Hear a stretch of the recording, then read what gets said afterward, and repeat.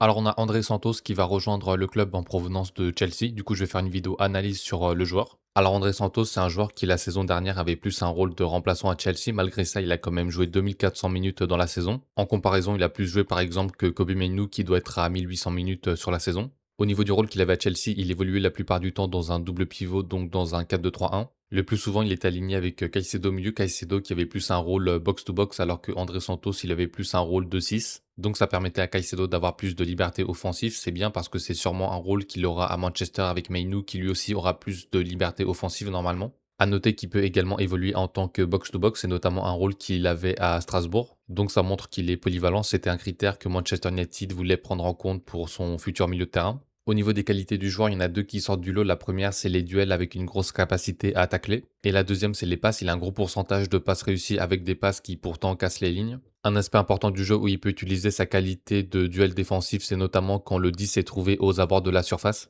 Ici, par exemple, on a Sharky qui va être trouvé aux abords de la surface. On a Santos qui va le traquer directement. Il lui laisse très peu d'espace.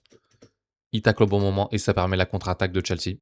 Et pour vous montrer que c'est pas une exception, on a ici un classement des joueurs qui ont le meilleur pourcentage de duels au sol. Comme vous pouvez le voir, le premier c'est Eric Konsa avec un pourcentage de duels réussis de 73%. Et en 9e position, on retrouve André Santos avec un pourcentage de 67,8%. Faut bien se rendre compte que là, c'est vraiment les tout meilleurs du championnat dans ce domaine. Et on voit qu'il n'y a que des défenseurs centraux, excepté un milieu de terrain, et c'est André Santos. Donc ça montre bien que les duels, c'est un de ses points très forts. Et comme je vous le disais juste avant, il a deux grosses qualités. La première, c'est les duels, et la deuxième, c'est les passes. Ici, par exemple, on a les 5 meilleurs du championnat en termes de passes qui cassent les lignes. Et on a André Santos qui se trouve à la 3e position, juste devant Lisandro Martinez. C'était une stat où Casemiro était fort, donc ça permettra de ne pas perdre de ce point de vue-là. Ça permettra même de gagner.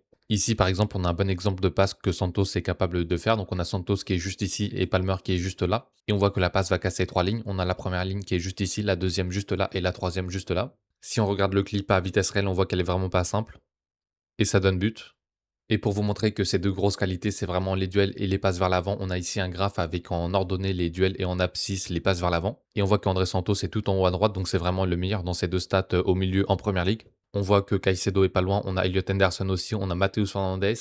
Ensuite, on sait qu'avec la perte de Casemiro, on va perdre beaucoup de buts. Concernant André Santos, sur ce point, la saison dernière, il avait marqué que un but. En revanche, en 2024-2025, il avait mis 10 buts. Et dans ces 10 buts, il y en a 6 qui viennent de coups de pied arrêtés. Donc c'est une qualité qu'il a en commun avec Casemiro, même s'il ne l'a pas encore montré en première ligue. Mais quand on voit ses stats dans les duels aériens, on voit qu'il est plutôt bon. Donc ça confirme qu'il aura un rôle à jouer sur les coups de pied arrêtés la saison prochaine.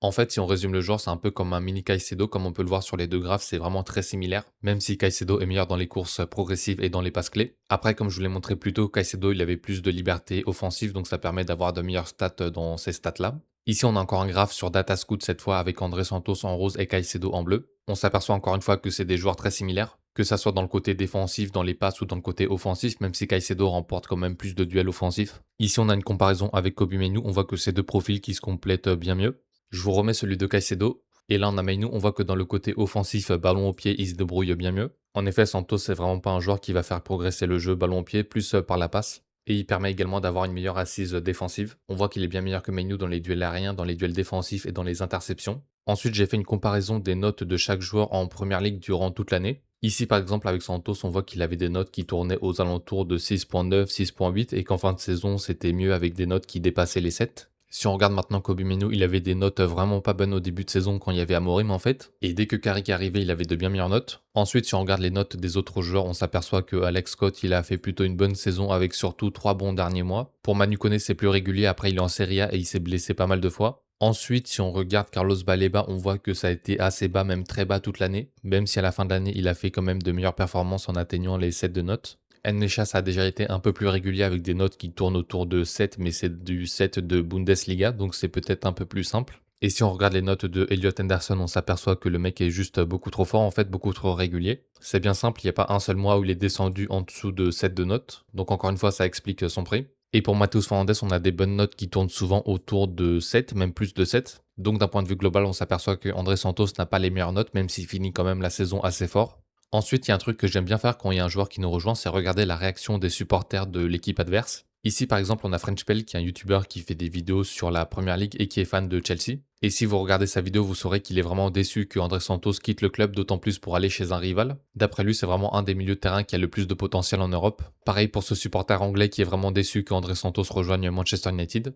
Et sur Twitter, on a aussi la communauté de Chelsea qui est très déçue de ce transfert. Par exemple, ici, on a un fan de Chelsea qui nous dit qu'il est trop talentueux à 22 ans pour pourrir sur le banc de Chelsea. Chelsea nous offre encore une leçon magistrale de gâchis de talent. Donc moi, le fait de voir tous ces avis, ça me rassure sur la qualité du joueur. Par exemple, nous, la saison dernière, quand on a vendu Garnacho à Chelsea, toute la fanbase était heureux parce qu'on savait que c'était pas un bon joueur. Et il l'a montré cette saison, Chelsea veut déjà s'en débarrasser. Donc pour moi, l'avis des fanbase, ça compte énormément dans l'évaluation d'un joueur. Donc voilà pour l'analyse de André Santos à Manchester United. J'espère que ça vous aura plu. On se retrouve dès demain si jamais il y a de nouvelles infos.